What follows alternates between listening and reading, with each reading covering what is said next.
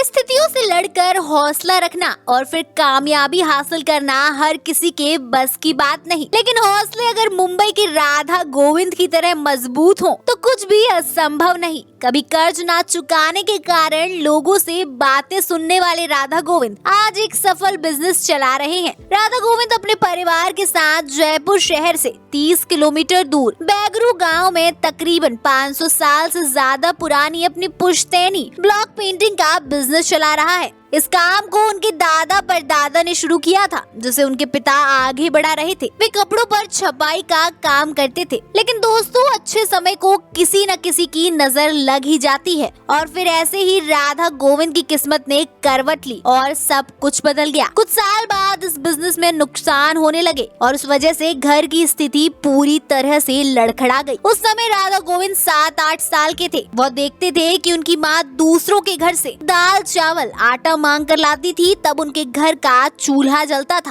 राधा गोविंद बताते हैं कि आर्थिक स्थिति बिगड़ने से उनके पिता को लोगों से उधार लेना पड़ा। एक समय ऐसा था जब लेनदारों से झूठ बोलना पड़ता था कि पिताजी घर पर नहीं हैं। एक बार तो मात्र 2000 रुपए के लिए एक लेनदार ने उनके पिता का कॉलर तक पकड़ लिया था। पर दोस्तों बुरे समय के बादल कभी न कभी छट ही जाते हैं। समय हमेशा एक सा नहीं रहता, इंसान अपनी मेहनत के दम पर इसे बदल सकता है। राधा गोविंद ने भी यही किया, खूब मेहनत की और आज वो मुंबई के गोरेगांव इलाके में रहते हैं। यहाँ वह इंडस्ट्रियल कैंपस की एक बिल्डिंग में कपड़ा बनाने की फैक्ट्री चलाते हैं। उन्होंने अपनी कंपनी का नाम ओहो जयपुर रखा है। राधा गोविंद जब कमाने लायक हुए तब उन्होंने मुंबई की ओर रुख किया। मुंबई आने के बाद उन्हें काम की भीख मांगने पर भी काम नहीं मिला। बाद में उन्होंने मुंबई की एक चौल में 2 सिलाई मशीन से कपड़ा बनाने की शुरुआत की थी। आज वह मुंबई जैसे महानगर में ओहो जयपुर के 4 आउटलेट्स चला रहे हैं। उनका सालाना टर्नओवर 8 करोड़ से अधिक का है। इसके साथ ही उन्होंने 100 से ज्यादा लोगों को रोजगार भी दिया है। आज वो ऐसे लोगों को काम देते हैं जिन्हें अन्य लोग काम देने से कतराते हैं। इनमें बुजुर्ग विधवा सब शामिल हैं। राधा गोविंद ने अपने जीवन के संघर्ष के बारे में बताते हुए कहा कि जब वो 10-12 के थे तो एक बार फीस जमा न होने पर उन्हें क्लास से निकाल दिया गया। वह उस दिन इतना दुखी हुए कि घर से भाग गए, लेकिन कोई रास्ता न दिखने पर वह देर रात तक घर वापस लौट आए। घर वापस आने पर उन्होंने देखा कि उनका परिवार बेसुध पड़ा है। उनकी माँ मरने की जैसी स्थिति में है। राधा गोविंद ने उसी दिन ठान लिया कि अब कुछ भी हो जाए, लेकिन वो ना तो आत्महत्या के बारे में कभी सोचेंगे और ना ही घर से भागने का ख्याल मन में लाएंगे। इसके बाद राधा गोविंद ने अपनी गुल्लक तोड़ 17 रुपए निकाले और घर के बाहर चबूतरे पर ही छोटी सी दुकान खोल ली। वह चॉकलेट बिस्कुट बेचते थे।